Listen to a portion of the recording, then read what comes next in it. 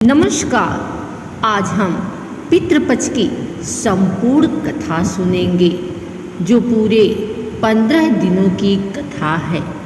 आइए सुनते हैं पितृपक्ष की प्रतिपदा की कथा। पितृपक्ष का पहला दिन प्रतिपदा तिथि कहलाता है। यही दिन पितृपक्ष का द्वार खोलता है। कथा है, महाभारत के महान दानी कर्ण मृत्यु के बाद स्वर्ग पहुँचे।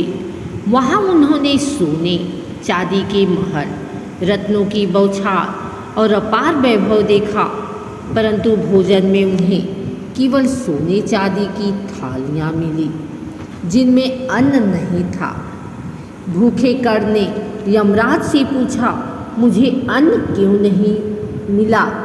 तब यमराज ने कहा, हे कर्ण, तुमने जीवन भर सोना, रत्न और दान दिया, परंतु कभी अपने पितरों को अन्न जल नहीं अर्पित किया, इसलिए यहाँ तुम्हें अन्न का सुख नहीं मिल सकता।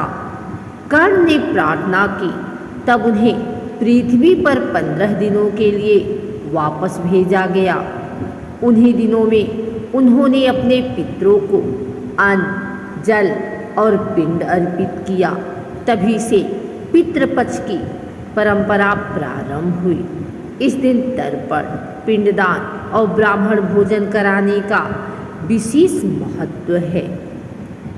द्वितीया तिथि पितरों तक पहुँचता तर्पण।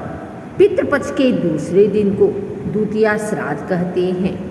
कथा है कि इस दिन यमराज अपने दूतों को भेजते हैं।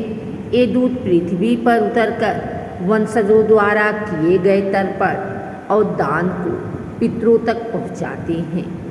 कहा जाता है कि यदि द्वितीया को श्राद्ध से जल और तिल अर्पित किया जाए तो पितृ प्रसन्न होकर आशीर्वाद देते हैं। जैसे आजकल कोरियर सर्विस होती है, वैसे ही उस समय पितरों तक तर्पण पहुंचाने वाले यमदूत थे। तृतीया पितरों का घर आगमन। तृतीया का दिन बहुत पवित्र माना गया है। मान्यता है कि इस दिन पितृ अपने वंशजों के घर आते हैं। वे अदृश्य रूप से अपने प्रियजनों को देखते हैं। यदि इस दिन श्रद्धापूर्वक पिंडदान और तर्पण किया जाए तो पितृ संतुष्ट होकर घर परिवार को आशीर्वाद देते हैं। कथा है कि एक व्यक्ति ने तृतीया को आलस्य में श्राद्ध नहीं किया। रात को उसने स्वप्न देखा कि उसके पितृ दुखी होकर जल की याचना कर रहे हैं।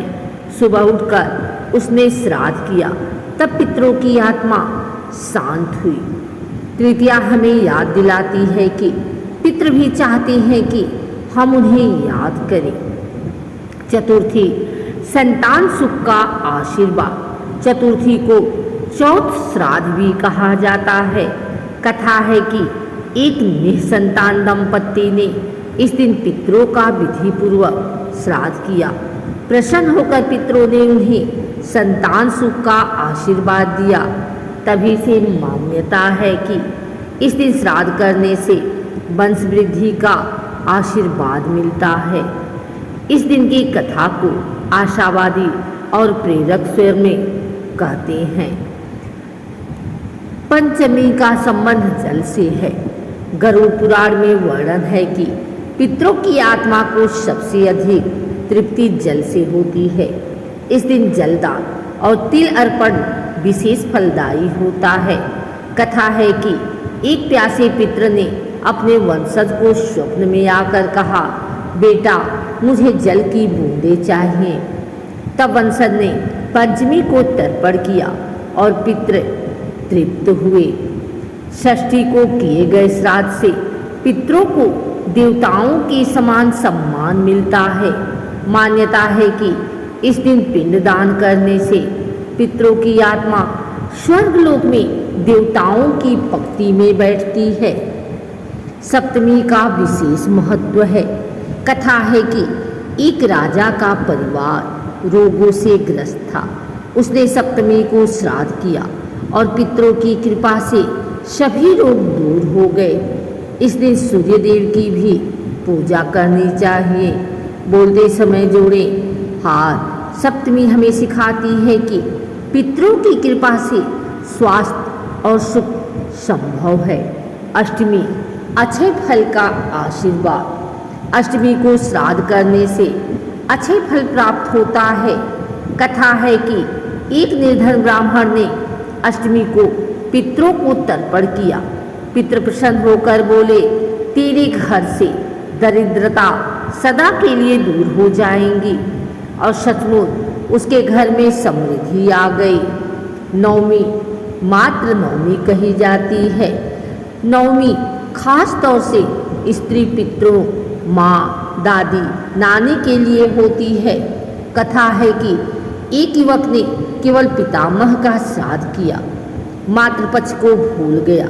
तब उसकी माँ स्वप्न में आकर बोली, बेटा माँ को भी याद करो।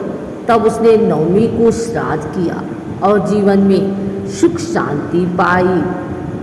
दसवीं को यमराज के दूत पितरों का संदेश लेकर आते हैं। ये संदेश होता है, तुम्हारे तर्पण से हम संतुष्ट हैं, ईश्वर तुम्हें आशीर्वाद दे। एकादशी विष्णु धाम का आशीर्वाद। विष्णु पुराण के अनुसार इस दिन श्राद्ध करने से पितृ विष्णु धाम को प्राप्त होते हैं। कथा है कि एक भक्त ने एकादशी को श्राद्ध किया।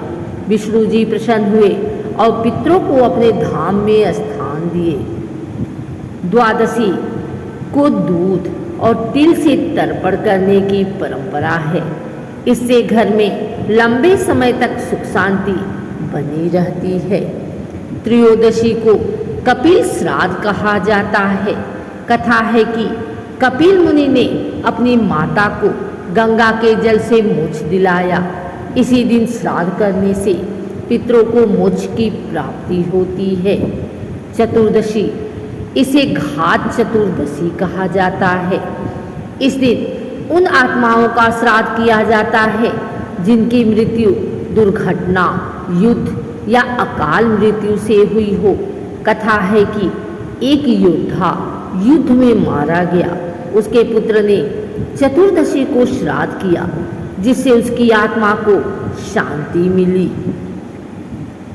अमावस्या, सर्वपितृ अमावस्या पितृपक्ष का सबसे बड़ा दिन। इस दिन सभी पितरों का श्राद्ध किया जाता है, चाहे उनकी तिथि याद हो या ना हो। कथा है कि यदि इस दिन श्राद्ध न किया जाए तो पितरों की आत्मा तृप्त नहीं होती, इसलिए इसे सर्वपितृ अमावस्या कहा जाता है। पूर्वजों का सम्मान और उनका आशीर्वाद प्राप्त करने का ये एक सरल मार्ग है।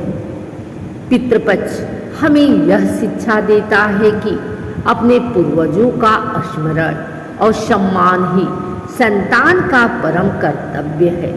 उनके आशीर्वाद से ही जीवन में सुख, समृद्धि और शांति आती है। जय पितृदेव।